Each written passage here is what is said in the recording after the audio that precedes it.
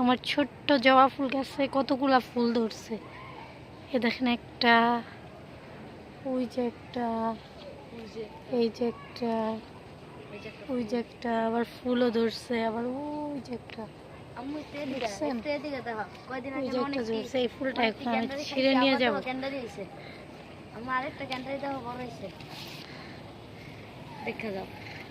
দেখেন আমি আবার গ্যান্ডারি গাছ লাগাইছি আমার ছেলের জন্য।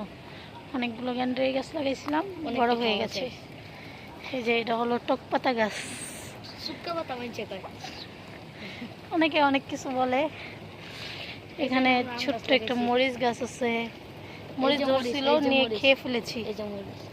ফুল ধরছে। আমার ছেলের লাগানো আম গাছ, আমার ছেলে লাগাইছে। এই যে পুঁই শাক গাছ, ওই দেখেন একটা ছোট্ট গোলাপ গাছ আছে। চলেন, মোটর ছাড়া হয়েছে, পানি উঠতেছে, এই দেখেন।